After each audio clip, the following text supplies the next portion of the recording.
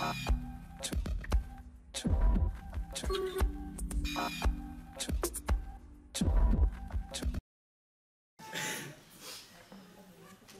Je vais faire un petit tour d'horizon de l'état de la chanson pendant la période 14-18. Alors, la vie musicale en France, au début du XXe, est d'une très grande richesse. Vous ne pouvez plus l'imaginer maintenant avec ce qu'on a comme médias, mais à l'époque, des goguettes, des cabarets, des cafés-concerts, des sociétés orphéoniques, des harmonies, des fanfares, bref, la musique était une pratique éminemment collective. La chanson parle de tout. La chanson, c'est vraiment par elle que vont se diffuser les nouvelles, l'état des sentiments patriotiques ou contestataires, tout va passer par elle. Les événements de l'actualité, les inventions, les modes, les personnalités, bref, tout est décrit dans les chansons. Tout ce qui fait la vie quotidienne est traité de cette manière. Tout comme la presse, la chanson est donc à cette époque-là un véritable média, véhicule d'information, d'opinion, d'humeur collective. Colporté encore par les chanteurs de rue, diffusé en masse sous forme de feuillets, d'autres partitions, petit format, grand format, bientôt dupliqué et amplifié par l'industrie du disque en plein essor. C'est en 1910 qu'apparaît le 78 tours. Et que ça va partir très très vite. Voilà. Et c'est chanté sur scène, bien sûr, dans les goguettes. Les goguettes, à ne pas confondre avec les guinguettes. Les goguettes étaient un mouvement de chansonniers amateurs du 19e siècle qui avait vraiment énormément proliféré, surtout sous l'impulsion de son patron énorme, Pierre-Jean de Béranger. Voilà. Dans les campagnes, il y a deux formes, les campagnes et les villes. Dans les campagnes, on joue, on chante des airs traditionnels, des chansons lors des fêtes civiles, religieuses, agricoles, dans les banquets d'associations, où sont des harmonies et fanfares bigophoniques. Le mouvement orphéonique de cette époque, fondé en 1833 par Wilhelm, fédère des milliers de sociétés musicales rassemblant choristes et souffleurs de tout genre. Dans les villes, nous avons les cafés-concerts, puis le music-hall, qui inventent les variétés. Sur scène défilent alors des numéros de cirque, des scénettes dansées, des extraits d'opérettes et des chansons dans une ambiance bruyante et enfumée où les chanteurs doivent donner de la voix pour se faire entendre.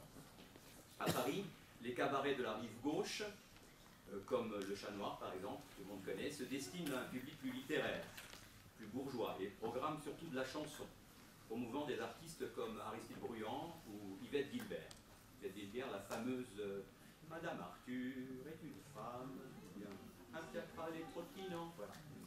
Pour voir Aristide Bruand, pas la peine que je dise à la Bastille, tout le monde a repéré. Parfait. En France, donc, une première effervescence, donc la période qui nous intéresse, 14-18, créative, parcourt le pays fin septembre 14, lorsque la meurtrière bataille de la Marne stoppa l'avancée allemande. L'euphorie, malgré l'hécatombe des premières semaines, gagne le pays, qui croit encore alors à une issue rapide. Et partout, on entend un air curieux, qui n'a rien à voir avec la guerre, que tout le monde connaît, qui est créé par Georgel sur une musique de Vincent Scotto que vous verrez tout le long de la guerre, puisque c'est un des musiciens les plus prolifiques de l'époque, et sur des paroles de Jean Rodor, Sous les ponts de Paris.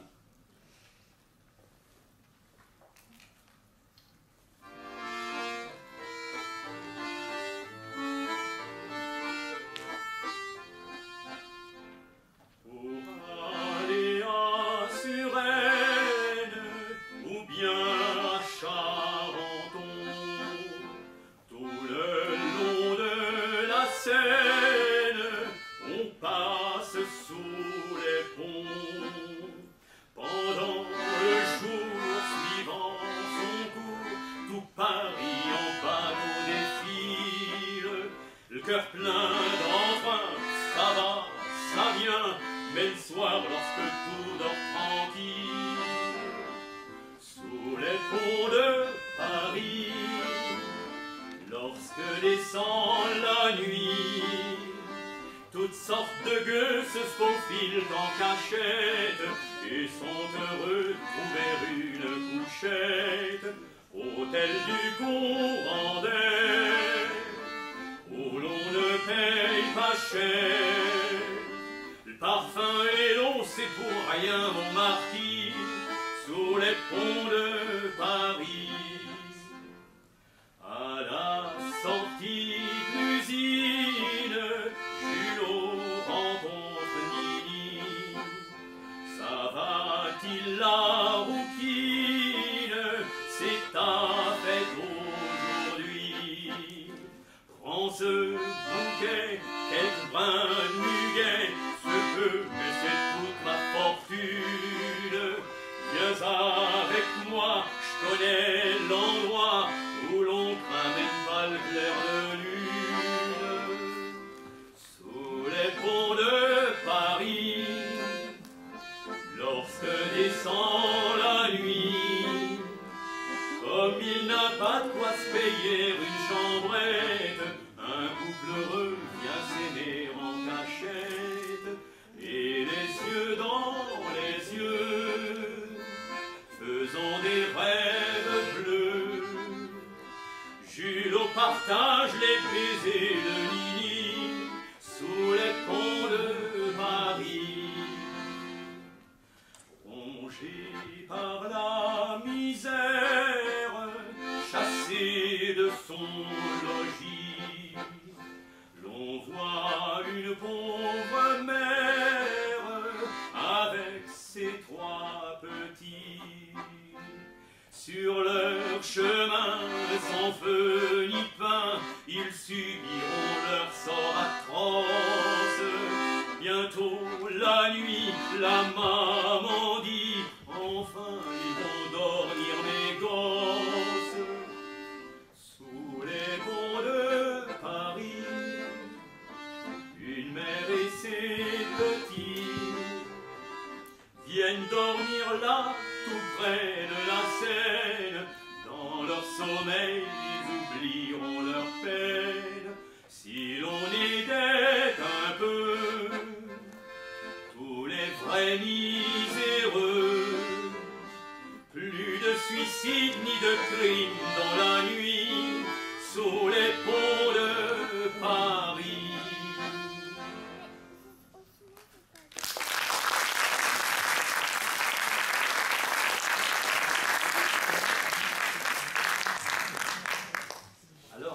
Un répertoire spécifique dédié à la chanson de soldats secrets, qui met en scène l'ami Didas, sympathique et gaulois, comme se doit, et les joyeusetés de la vie du régiment.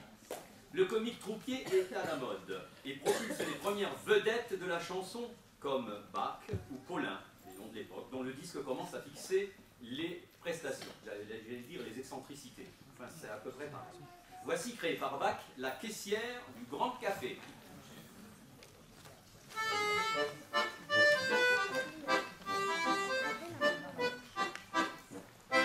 V'là longtemps qu'après la soupe du soir, dessus le banc où ce que je vais m'asseoir, je vois une femme, une merveille, qu'elle est brune et qu'elle a les yeux noirs.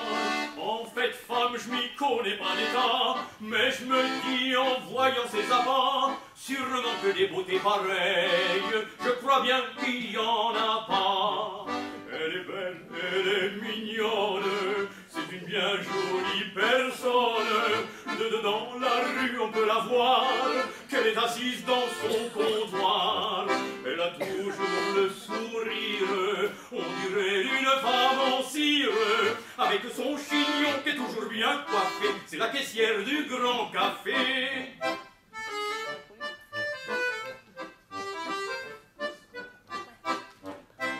Entourée d'un tas de verres à pied, bien tranquille devant son encrier, elle est dans la caisse, la caissière, ça fait qu'on n'en voit que la moitié.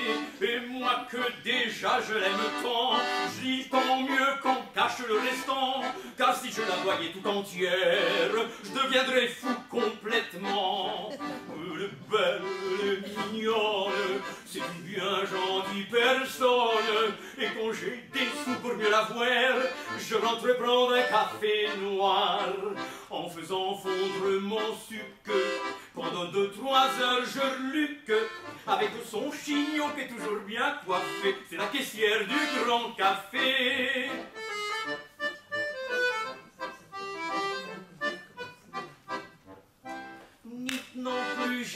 un mot d'écrit, j'ai voulu lui donner aujourd'hui, mais je suis resté la bouche croate, et je sais qu'est-ce qu'elle a compris. En regardant mon papier dans sa main, elle m'a dit avec un air malin, au bout du couloir, la porte à brouette, tout au fond vous trouverez bien. Elle est belle, elle est mignonne, c'est une bien jolie personne. Mais les femmes, ça n'a pas de raison. Quand ça dit oui, ça veut dire non. Maintenant, elle veut plus que je l'aime, mais je m'en moque, je l'aimerai quand même. Et je n'oublierai jamais le chignon bien coiffé de la caissière du grand café.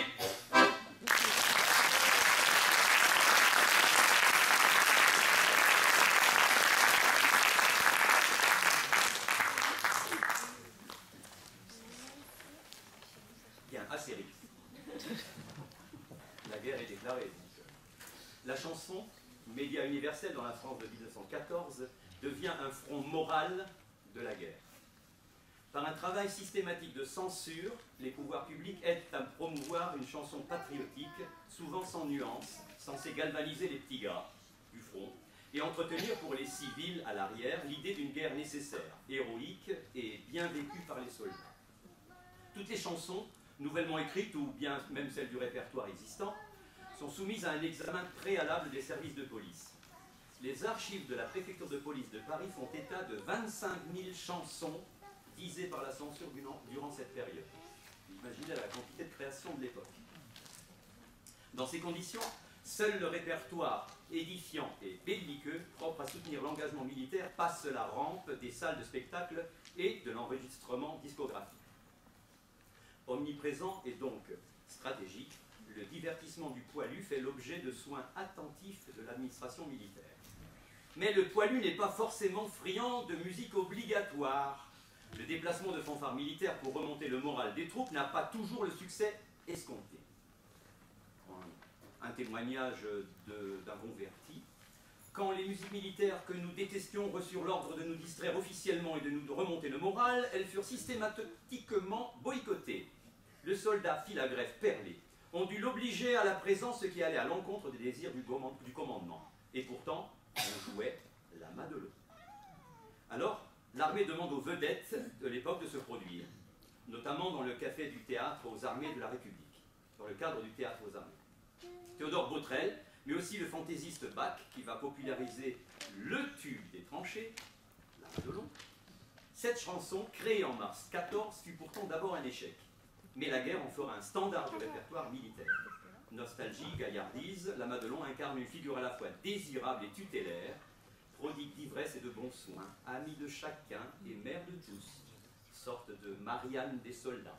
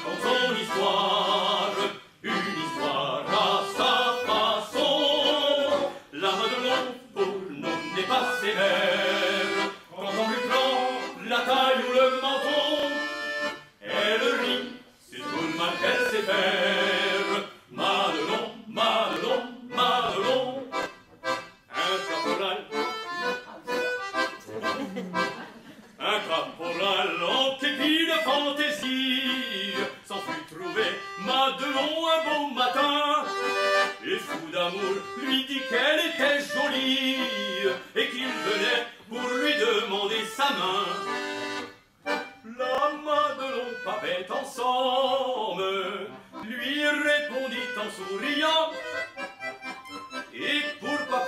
un seul homme. Quand j'aime tout un régiment, tes amis vont venir, tu n'auras pas ma main. J'en ai bien trop besoin pour leur verser du vin. Quand de l'eau vient nous servir à boire. Sous la tonnelle, on frôle son jupon, et chacun lui raconte une histoire à sa façon. La Madelon, pour nous, n'est pas sévère. Quand on lui prend la taille ou le menton, elle rit, c'est tout le mal qu'elle sait faire. Madelon, Madelon, Madelon.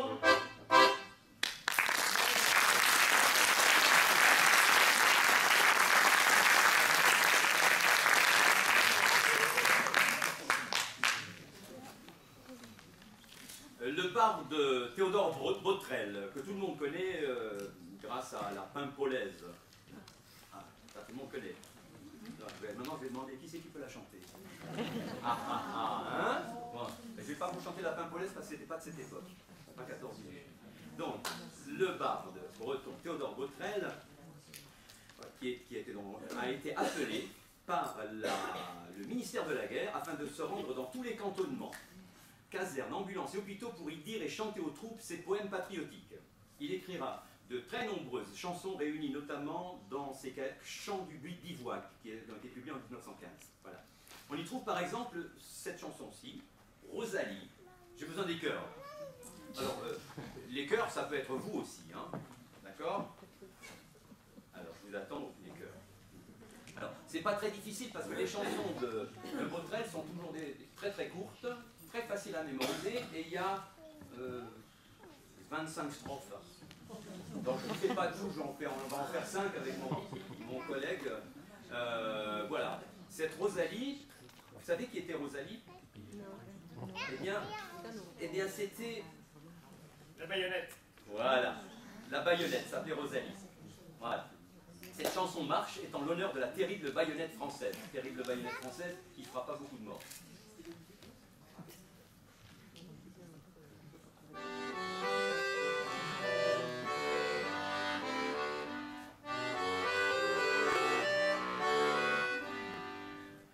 Rosalie, c'est ton histoire. Rosalie, c'est ton histoire. Que nous chantons à ta gloire. Fais savoir. Tout en vidant nos bidons. Bidons. Rosalie est si jolie. Rosalie est si jolie. Que les galantes Rosalie. Fais savoir. Sont au moins de 3 millions buvons. Rosalie est élégante. Rosalie est élégante. Sa robe fourreau-collante, fais savoir. La revêt jusqu'au quillon buvons. Mais elle est irrésistible. Mais elle est irrésistible. Quand elle surgit terrible, fais savoir. On dirait des rayons buvons.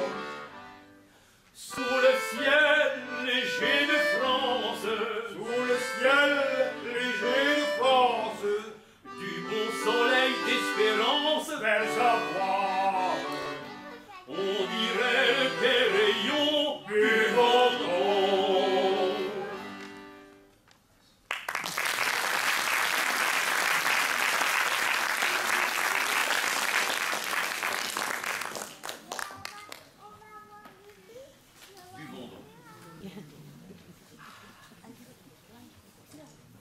Au front, sur les premières lignes, le silence de l'attente et le fracas des bombardements éloignent toute musique. Mais sur les lignes arrières, les soldats passent le temps et se distraient en chansons.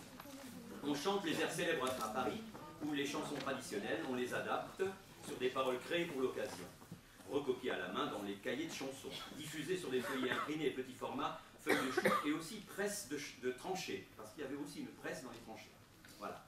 Et même les instruments qui étaient souvent fabriqués sur place avec des matériaux du bord. On faisait des guitares avec des casques, avec des bidons, on faisait des tambours, enfin des tas de choses comme ça. Voilà. Une des chansons détournées, entre autres le plus détourné, c'était Sous les ponts de Paris. Je vais vous en donner une version, je ne vais pas vous en faire trop, mais au moins une. C'est celle en l'hommage du pont de Minocourt. Là, il y a eu 22 000 morts lors d'une bataille, et il y a un cimetière où il y a encore plus de 12 000 soldats inconnus dans cette tombe.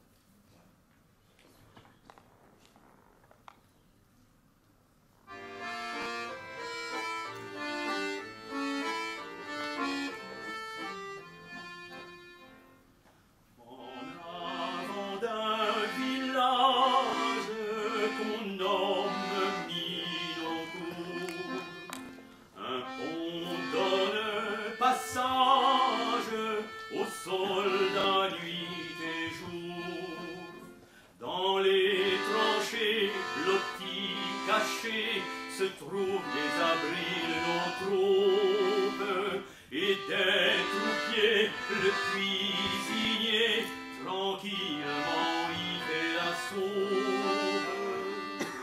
Au pont de Minocourt, nous vivons nuit et jour.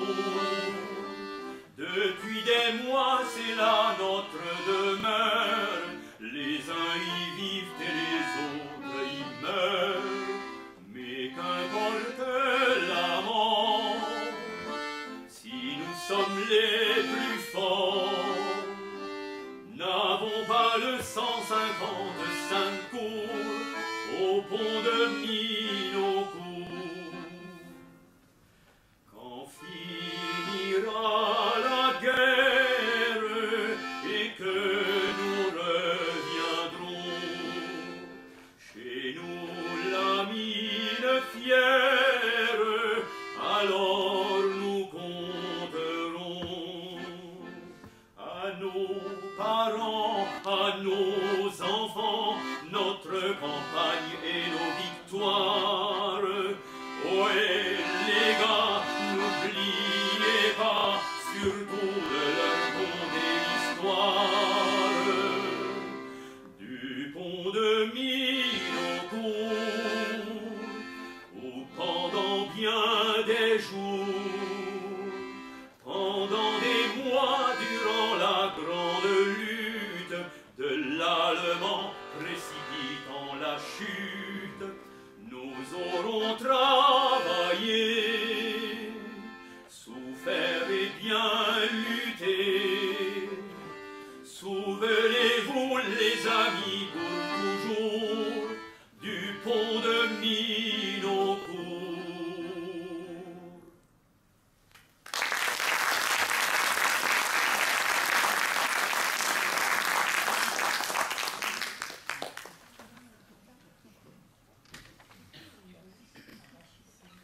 Une chanson traditionnelle détournée, il pleut bergère.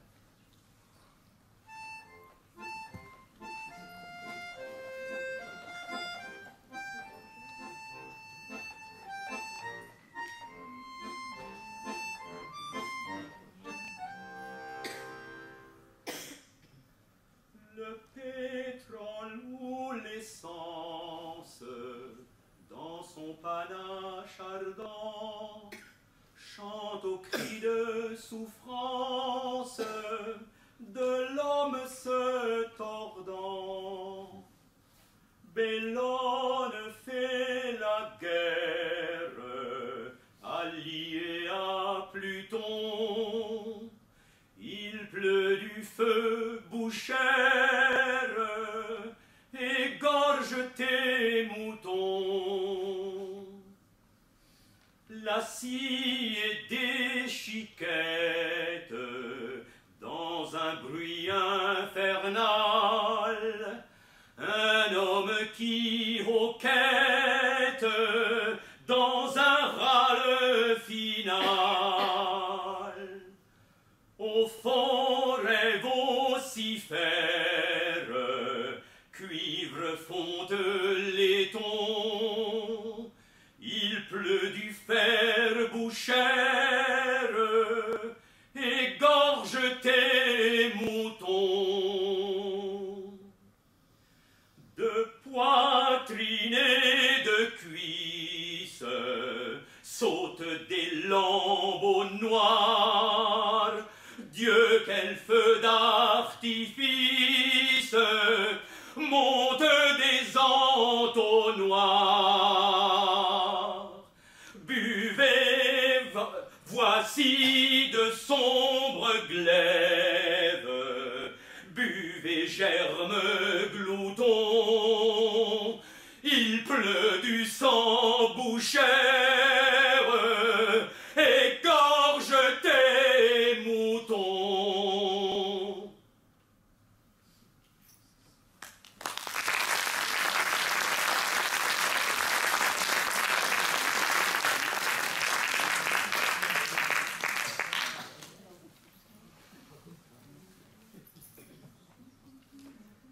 À l'arrière, les airs bravaches continuent de plus belle, comme celui-ci, qui concerne l'empereur Kaiser Wilhelm II, l'empereur prussien, et dont tous les Français rigolent, mais qui malgré tout a le succès qu'il a.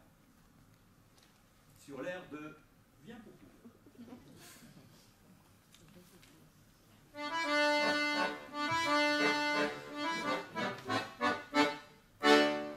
Guillaume, tu rêves depuis longtemps un fait d'armes sanglants, envahir notre cher pays, sans hanter ton esprit.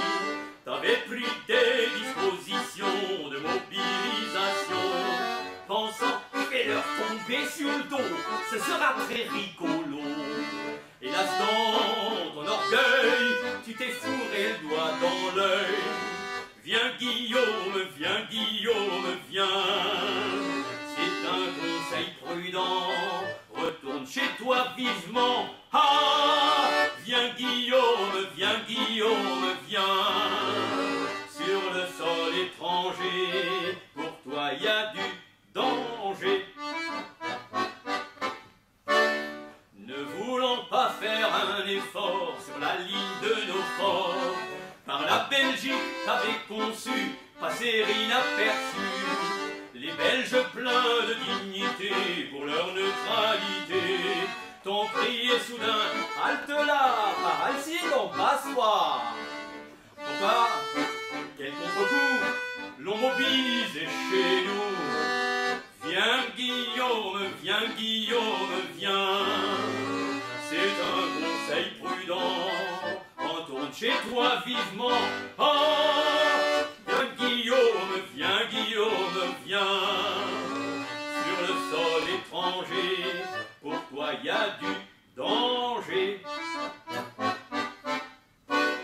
À l'abri de tes lourds canons bombardant nos régions, tu te posais en triomphateur qui sème la terreur. Malgré tes moustaches en trop, quand survint le premier choc, tes corps d'armée ont trébuché sur le camp retranché. N'ayant pu réussir, tu t'es mis à déguerpir. Viens Guillaume, viens Guillaume, viens.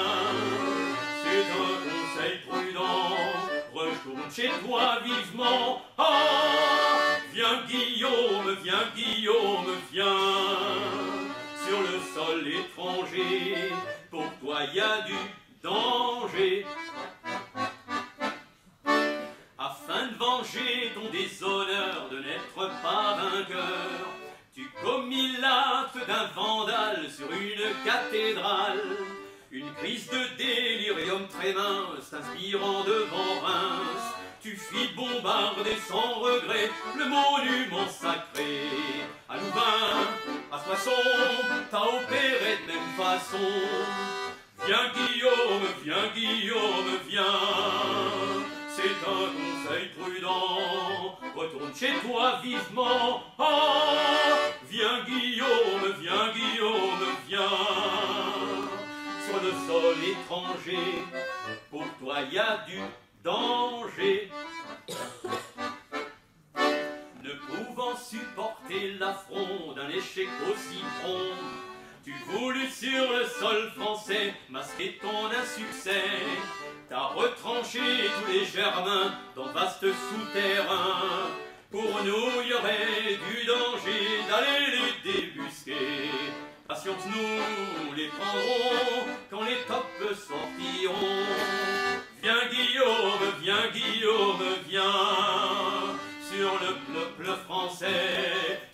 on fera jamais. Ah, viens Guillaume, viens. Je t'ai signé de ma main un passeport pour Berlin.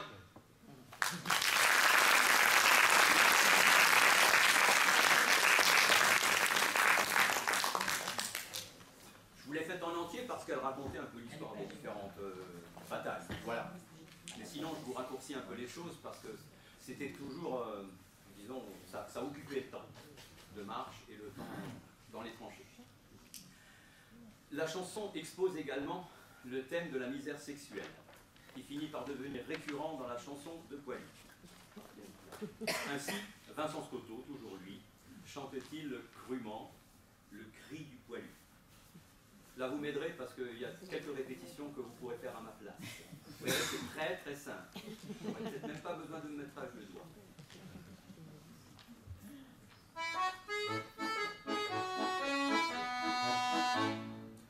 V'là plus d'une année que dans les tranchées, nos petits soldats, loin de tout le monde, sont là-bas. Tant que dans la bataille, ils bravent la mitraille, ils ne pensent plus à rien qu'à tirer sur ces sales Prussiens. Mais quand ils sont au rond et qu'ils n'ont pas de flingon, couchés sur le dos, à nos poilus qui sont sur le front, qu'est-ce qu'il leur faut comme distraction? Une femme, une femme. Qu'est-ce qu'il leur ferait gentiment passer un sacré bon moment? Une femme, une femme. Au lieu de la sale gueule des Allemands, ils aimeraient bien mieux certainement une femme, une femme. Crémonçon, qu'est-ce qu'ils donneraient pas pour tenir un bon moment dans leurs bras? Une femme, une femme.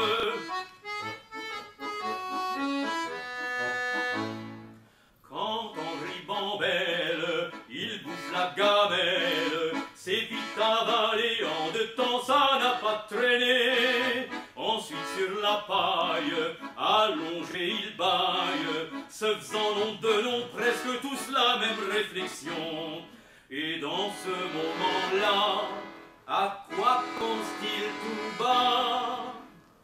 Ne cherchez pas. À nos poilus qui sont sur le front, qu'est-ce qu'il leur faut comme distraction? Une femme, une femme.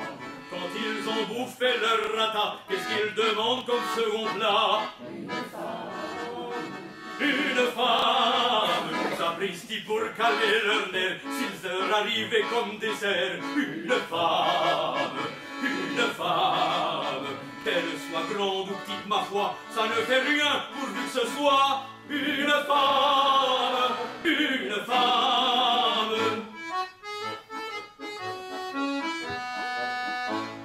Quand dans la tranchée, ils passent la journée, par les petits créneaux, ils envoient aux poches des pruneaux.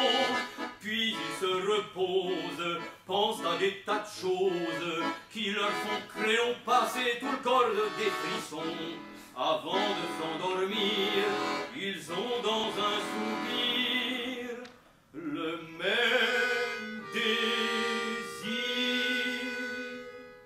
À nos poilus qui sont sur le front, qu'est-ce qu'il leur faut comme distraction?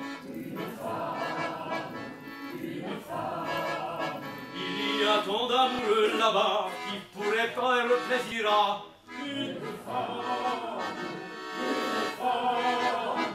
À ce moment, c'est l'essentiel, il faudrait qu'il leur tombe du ciel une femme, une femme. Et comme prière du soir, ils disent bon Dieu, fais-nous donc voir une femme, une femme.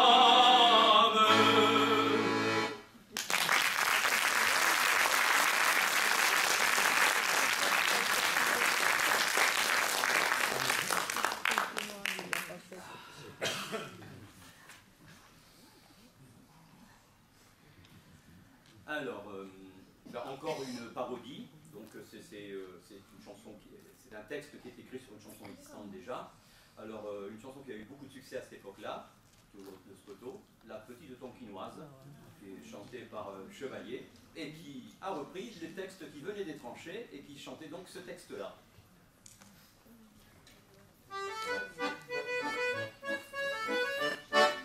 Souveraine de la plaine, elle est comme dans un nid, bien dissimulée, couverte, toujours prête à une alerte.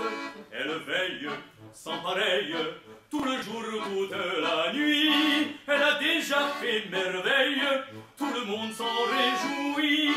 Je l'appelle ma petite boyeuse, ma mitraille, ma mitraille, ma mitrailleuse. Elle est belle, elle est coquette, quand elle veut faire des conquêtes, c'est alors qu'elle est joyeuse.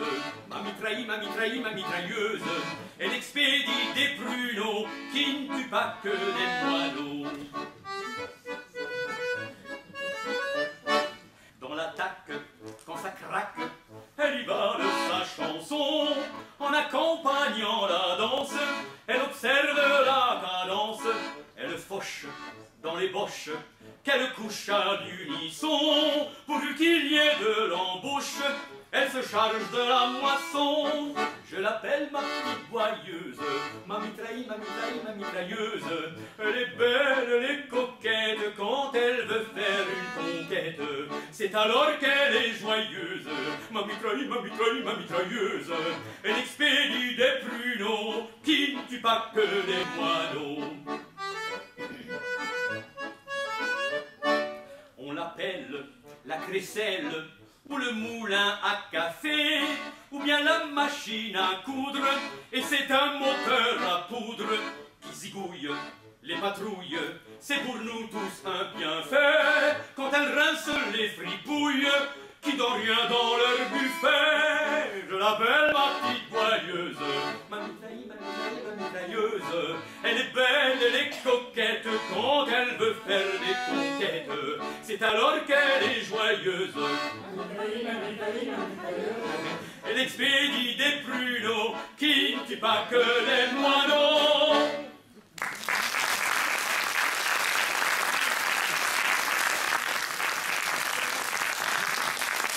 C'est pas facile à dire, hein, à la vitesse, hein. Ah, c'est ça. Ben, écoutez, sur la même chanson, Botrel a aussi écrit un texte qui me paraît sympathique, ça. C'est quand elle chante, ça fait ça. Quand elle chante à sa manière, à que son refrain m'enchante, c'est comme un oiseau qui chante. Je l'appelle ma glorieuse, ma petite Mimi, ma petite Mimi, ma mitrailleuse. Rosalie me fait les yeux doux, mais c'est elle que j'aime le mieux. Plein d'adresse, je la graisse, je la stique et la polie, de sa culasse jolie à sa petite gueule chérie. Puis habile, je la défile et tendrement je lui dis, jusqu'au bout restons unis pour le salut du pays.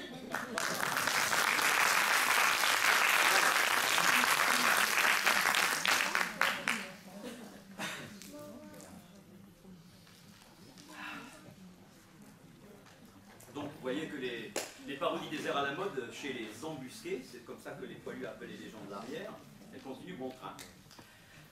Ce répertoire-là, traqué par la censure et bien sûr jamais enregistré à l'époque, fut l'œuvre de plus souvent anonyme des soldats eux-mêmes. On peut retrouver ça et là des textes de chansons écrites par tel régiment. Par exemple, le cahier du 137e rassemble quelques textes et airs chantés de 15 à 16. Autant nettement plus sombres et amers. Pour autant, pas d'antimilitarisme ou d'appel à l'insoumission, mais des chroniques touchantes et dures sur le quotidien et le moral des troupes. Voici par exemple un exemple sur l'air du temps des cerises.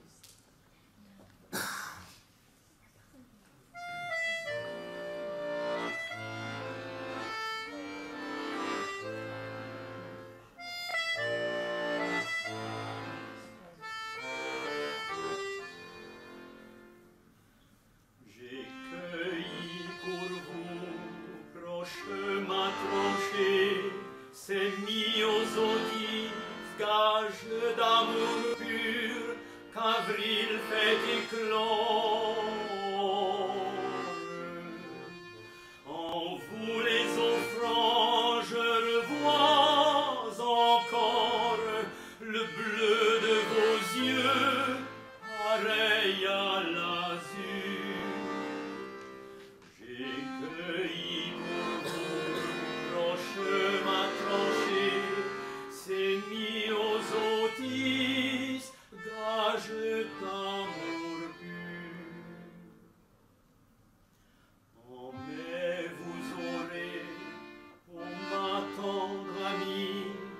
faire par mon cœur du muguet tout blanc, glané dans les Flandres.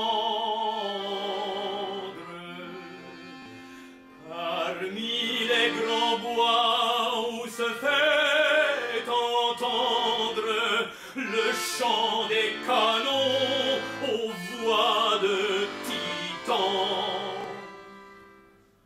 En mai, vous aurez, ô ma tendre amie, offert par mon cœur du muguet tout blanc. Si je vois Juliette baignée de lumière, mon envoi sera de coquelicots aux rouges pétales. J'irai les cueillir au mépris des balles, fleurs pourpres de sang de tous nos héros. Si je vois Juliette baignée de lumière, mon envoi sera de coquelicots.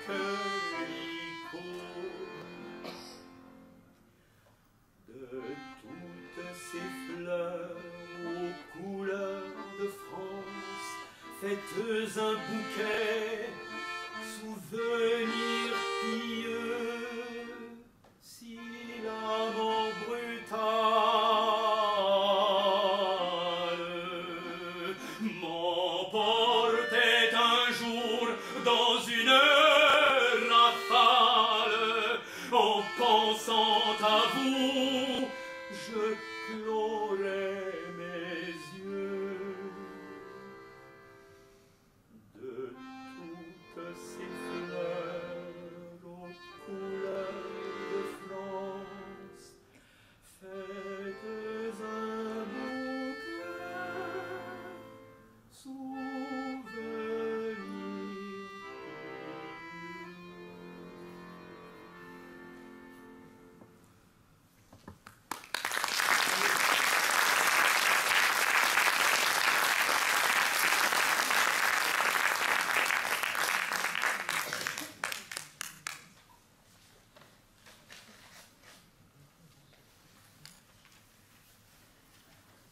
La chanson qui symbolisera cette révolte face à la guerre, après les hécatombes de Verdun, alors que les mutineries éclatent sur le front et gronde la révolution russe de 1917, sera la chanson de Crawen, écrite par un soldat inconnu, sur l'air d'une bluette de 1911. Bonsoir maman.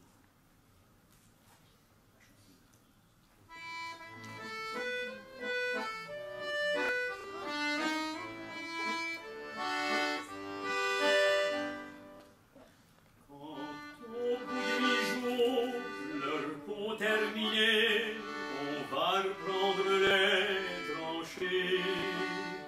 Notre place est si utile que sans nous on prend la pile. Mais c'est bien fini, on en a assez, personne ne veut plus marcher. Et le cœur bien gros, comme dans un sanglot, on dit adieu au civelot. Même sans tambour, même sans trompette, on s'en va là-haut en baissant la tête.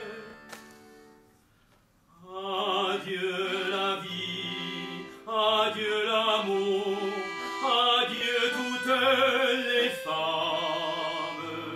C'est bien fini, c'est pour toujours de cette guerre infâme. C'est à Craonne, sur le plateau, qu'on doit laisser sa peau. Car nous sommes tous condamnés, nous sommes les sacrifiés.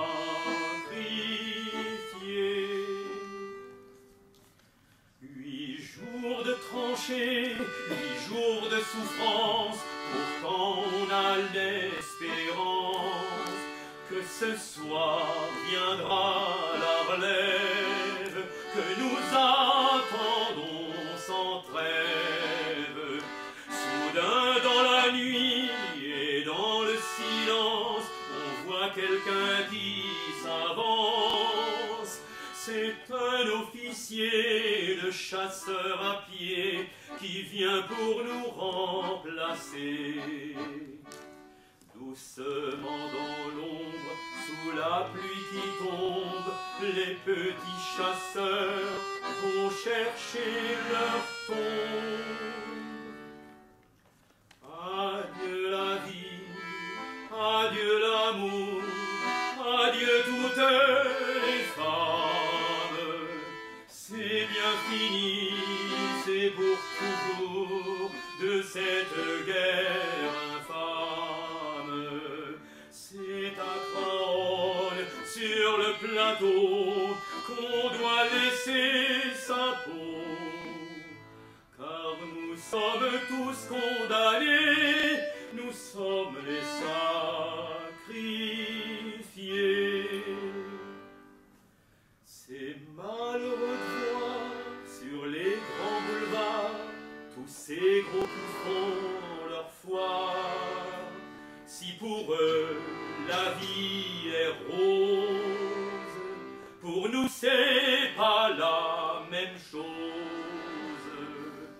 Au lieu de se cacher, tous ces embusqués feraient mieux de monter aux tranchées pour défendre leurs biens, car nous n'avons rien, nous autres les pauvres purotins. Tous les camarades sont étendus là pour défendre leurs biens de ces messieurs-là. Ceux qu'ont le pognon, ceux-là reviendront, car c'est pour eux qu'on crève. Mais c'est fini, car les troufions vont tous se mettre en grève. Ce sera votre tour, messieurs les gros, de monter sur le plateau. Car si vous voulez la guerre, payez-la de votre peau.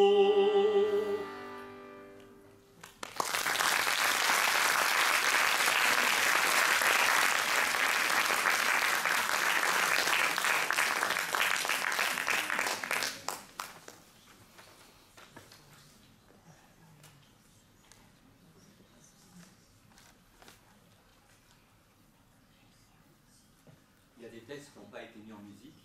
Il y a d'innombrables lettres de Poilu. Il y a même le souvenir d'un Poilu qui a écrit une lettre pratiquement chaque jour pendant tout le temps de la guerre, de 14-18. Il écrit à sa mère en Alsace. Et il est tué, je crois, 2 semaines avant l'armistice. C'est incroyable comme tous les périples est racontés et comment il dit à la fin de chaque lettre « portez-vous bien », etc. Voilà. Je vous en lis une. Mes chers parents, si cette lettre vous parvient, ça sera que je serai foutu. Je vous prie de ne pas trop vous chagriner. Efforcez-vous de vivre avec mon souvenir et que mon image vous soutienne jusqu'au bout. Je serai allé rejoindre un peu plus tôt que vous le pays où l'on n'existe qu'à l'état de souvenir. Efforcez-vous d'entretenir dans ses pensées Émile, qu'il n'oublie pas, et je désire qu'il soit fier de moi. Mettez-le au lycée dans une classe de sciences et qu'il fonde une famille afin de conserver notre nom, notre sang et notre souvenir. Adieu mes chers parents, soyez bénis. Je vous ai bien aimé, beaucoup, beaucoup. Léon. Et suite un poème. J'ai perdu la lumière, mais je garde en mon cœur la vision première des femmes et des fleurs. Quand mon regard s'élève dans son obscurité, je crois revivre un rêve de gloire et de beauté. Quand je revins du combat les yeux clos, on me plaignait, je dis sans artifice, plaignez les morts qui dorment dans l'enclos sans avoir vu les nobles sacrifices. J'ai vu s'enfuir les soldats ennemis, j'ai vu la gloire au front de nos armées. Pourquoi me plaindre alors qu'il m'est permis de tout revoir, les paupières fermées? perdu la lumière, mais je garde en mon cœur la vision première des femmes et des fleurs. Quand mon regard s'élève dans son obscurité, je crois revivre un rêve de gloire et de beauté. Pourtant, le pays a parfois du mal à reconnaître et accueillir ses soldats, mutilés, gueules cassées, assombris par la guerre. Gêné devant le vivant rappel de ce qu'il n'a pas vécu dans sa chair, l'arrière se détourne du poilu, préférant les plaisirs de la paix retrouvée et l'effervescence à venir des années folles. Un texte mis en musique sur la complainte de la bête.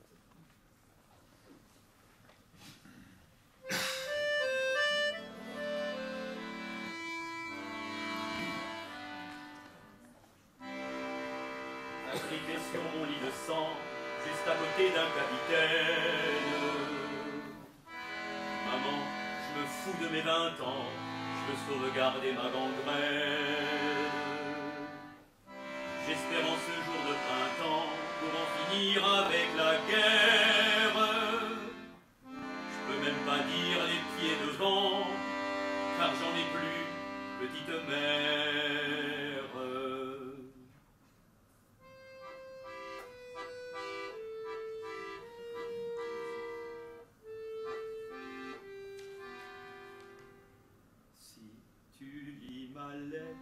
C'est qu'enfin, peut-être, j'aurai du très haut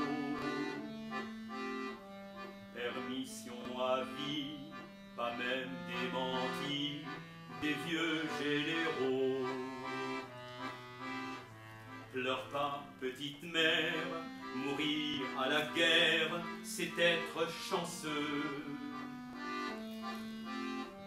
Comparé aux autres qui rentrent et se vautrent dedans le fangeux.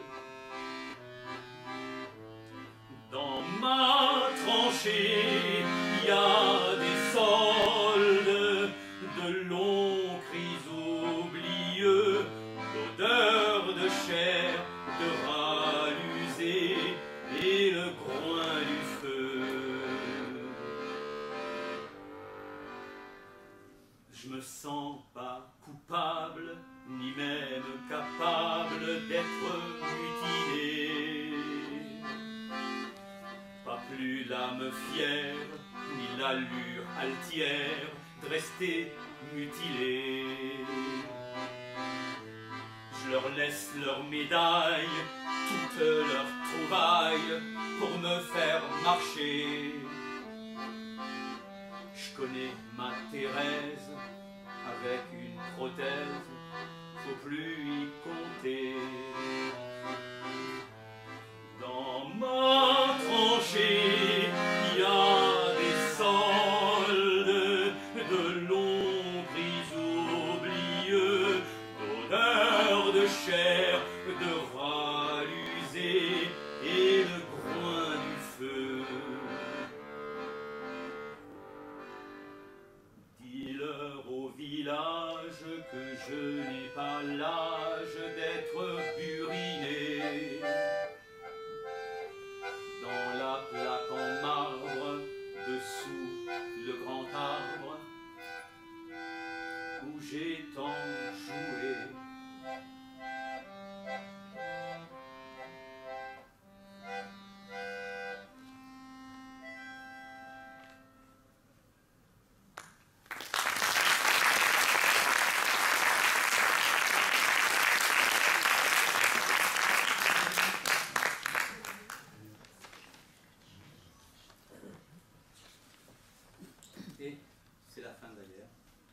Une chanson chante une autre chanson parce qu'elles aussi firent la guerre.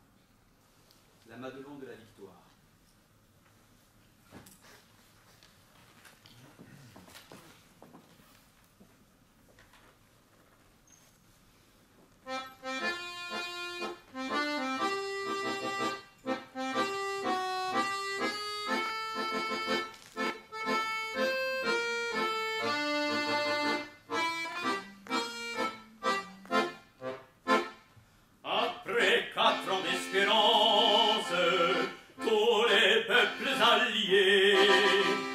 Avec les poilus de France font des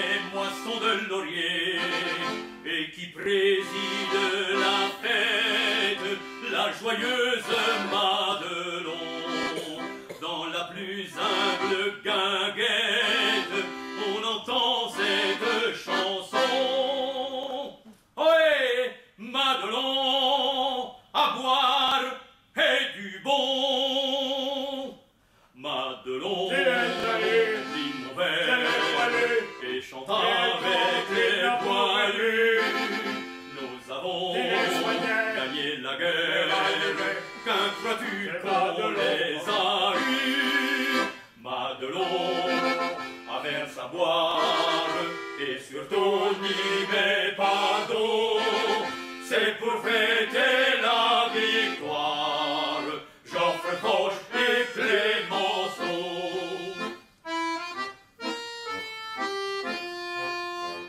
Sur le marbre et dans l'histoire, enfants, vous verrez graver les noms rayonnants de gloire de ceux qui nous ont sauvés. Mais en parlant de vos pères, n'oubliez pas Madelon, qui versa sur leur misère la douceur d'une chanson.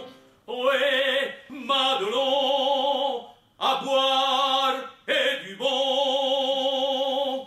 Madelon, dit mon verre, et chante avec les poilus. Nous verrons gagner la guerre, un crois-tu qu'on les a eus? Madelon, à verse à boire, on n'y met pas d'eau, c'est pour fêter la victoire, Geoffre Foch et Clémenceau.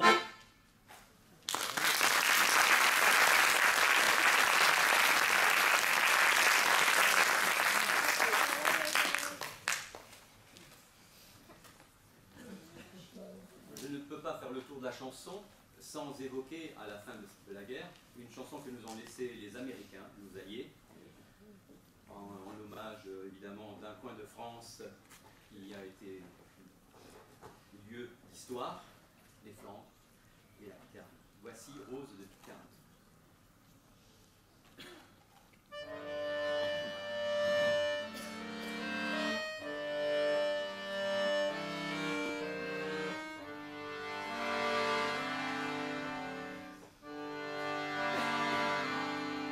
De ces grands yeux de saphir clair, au reflet changeant de la mer, Paulinette regarde la route, va rêvant tressaille et compte, car au loin, dans le silence, monte un chant enivrant toujours, tremblante et sans défense, devant ce premier chant d'amour.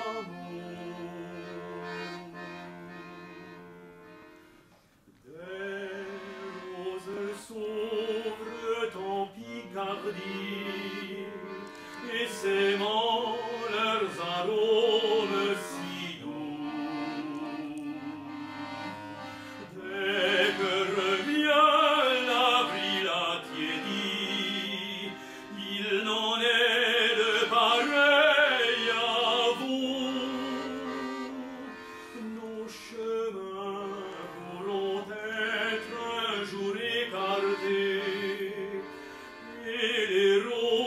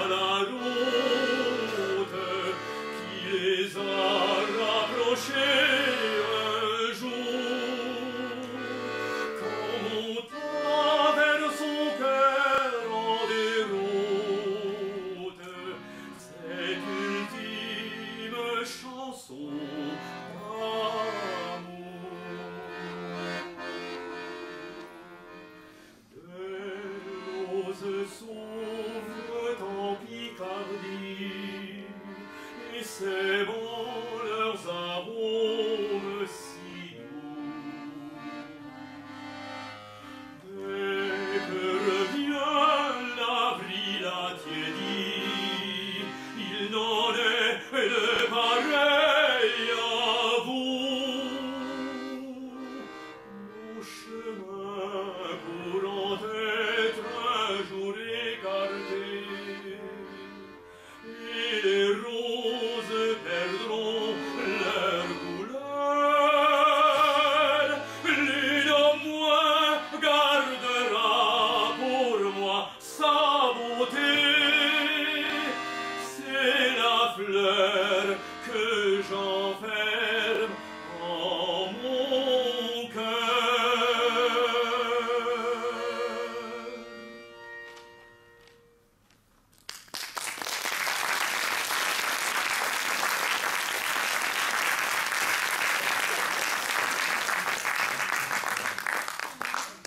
Bien.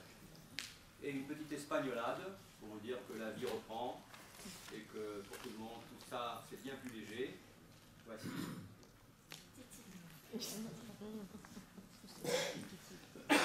Là aussi, vous connaissez, vous pouvez chanter avec moi le refrain parce que je cherche, mais je la trouve pas. Hein. Alors.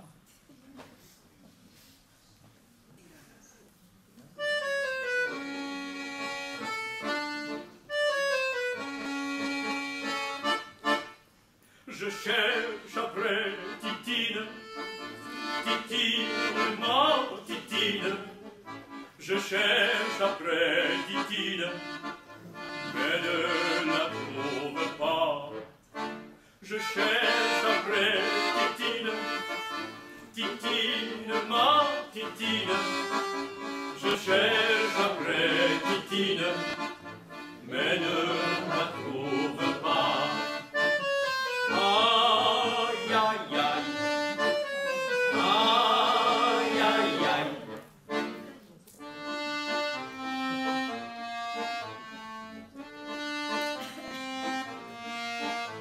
Mon oncle, un bâtonnier glycine, qui a des fèves et des millions, m'a dit je pars pour l'Argentine, et tu connais mes conditions.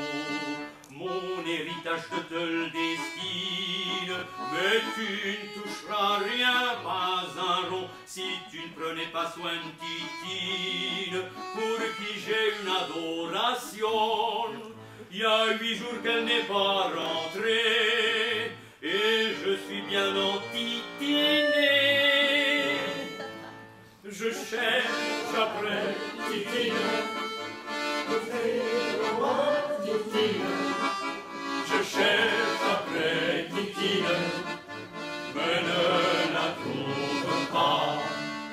Je cherche après Titine, Titine, ma Titine. Je cherche après Titine, mais ne la trouve pas. Aïe, aïe, aïe, aïe, aïe. Aïe, aïe, aïe.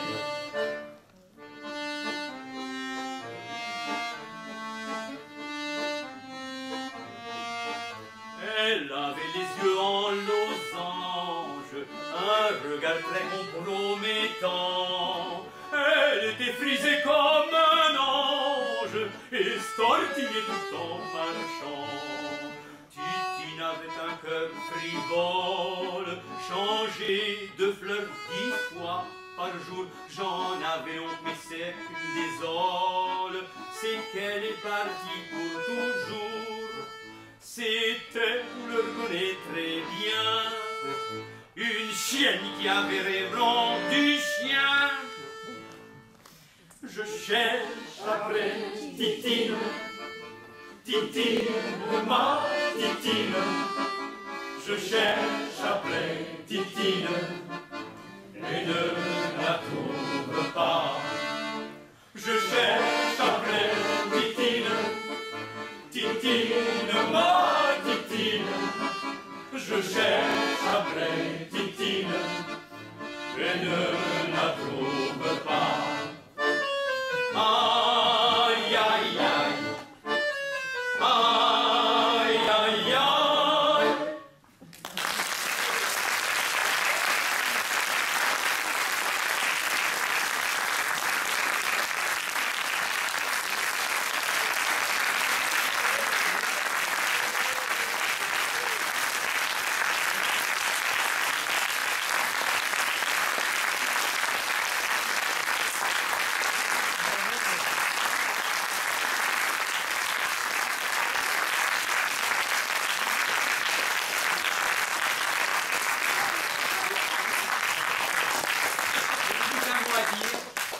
jamais ça.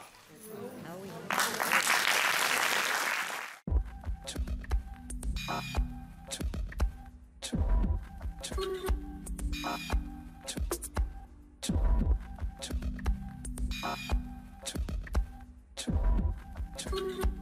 Ah.